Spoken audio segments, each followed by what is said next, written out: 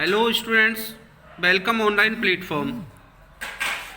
Today we study the poem My Last Duchess written by Robert Browning.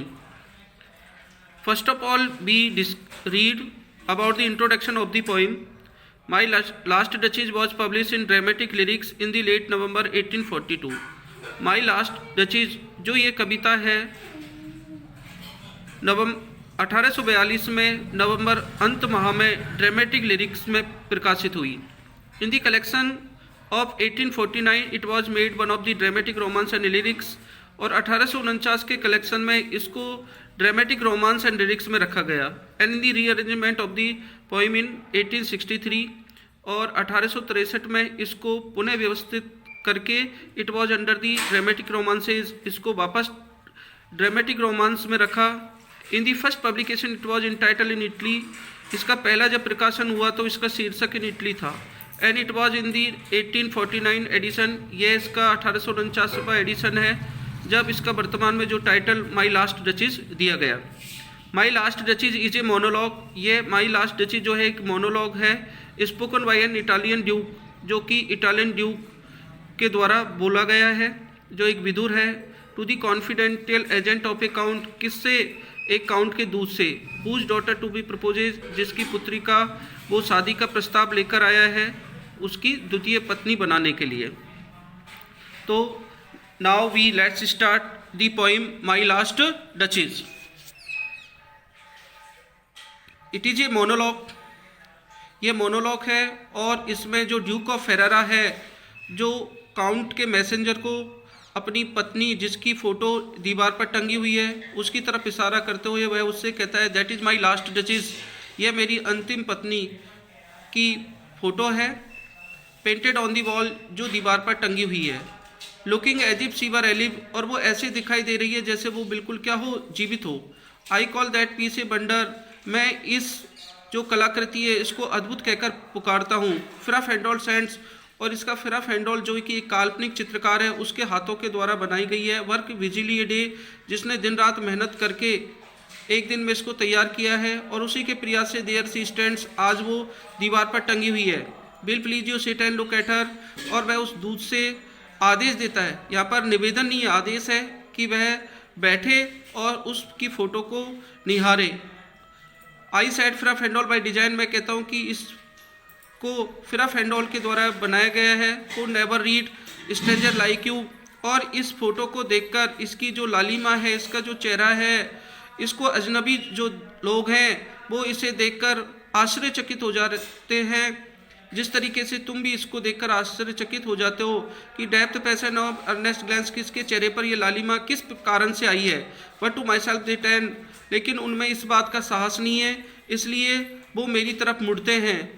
कि कभी कहता है कि since none puts by the curtain I have drawn for you but I, कि केवल पर्दे को मैं ही हटा सकता हूँ और कोई की हिम्मत नहीं है. यहाँ पर जो ड्यूक है उसकी घमंडीपन को दर्शाया गया है.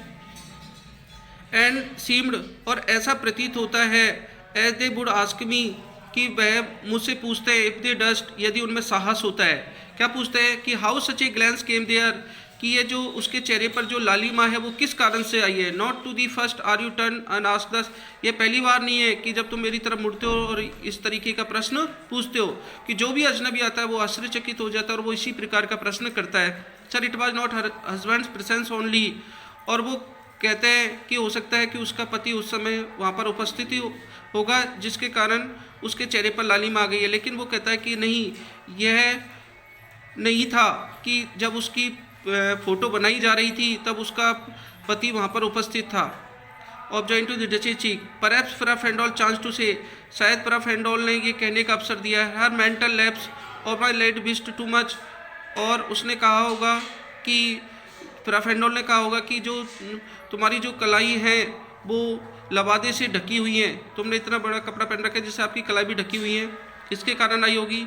And faint must never hope to reproduce the faint, और उसकी लालिमा इतनी अच्छी है कि उसको रंग के द्वारा, उसको कैनवास के द्वारा चित्रित नहीं किया जा सकता.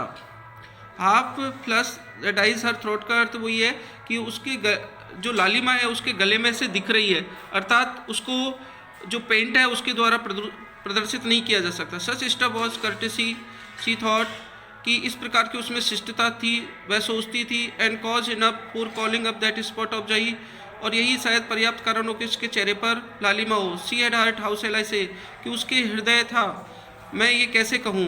टू सून मेड ग्लैड, वो शीघ्र खुश हो जाती थी। टू इजीली इम्प्रेस, वो बड़ी आसानी से इम्प्रेस हो जाती थी। She like whatever she looked on, वह पसंद करती थी जो भी कुछ वो देखती थी। एंड वेंट एवरीवेयर, और उसका इस तरीके का खुश होना हर जगह चलता रहता था। Sir it was all one my favour at her breast, वो कह रहा है कि भाई मेरी तरफ भी वो उसी प्रकार से मुस्कुराती थी। The dropping of the daylight in the west, और वो कहता है कि कभी कि हर छोटी छोटी चीज़ जो थी वो उसको खुश कर देती थी, चाहे सूर्यास्त का दृश्य हो। ड्रॉपिंग यहाँ पर ऑफ द डे लाइट, सूर्यास्त का दृश्य इन दी वेस्ट, पश्चिम में। दी वो ऑफ चेरी ऑफिस फुल, कोई मूर्ख उसको चेरी का गुच्छा ऑफर करता, उससे भी वो खुश हो जाती थी। ब्रॉक इन दी ऑर्चार्ड, जो किसी उपवन से तोड़ कर लाया हो उसके लिए। दी वाइट मूल, यदि कोई उसको सफ़ेद खच्चर पर टेरेस अराउंड दी टेरेस, उस जंगल के चारों ओर चक्कर लगा देता था, उससे भी वो खुश हो जाती थी। और each would draw from her like the approving speech और blush at least she thanked men, वो सभी को समान रूप से धन्यवाद देती थी, समान आई नॉट हाउ, और वो मुझको भी उसी प्रकार से धन्यवाद देती थी। इस वीडियो में हम इतना ही पढ़ेंगे और नेक्स्ट वीडियो में हम इसका अगला पार्ट पढ़ेंगे। Thank you very much.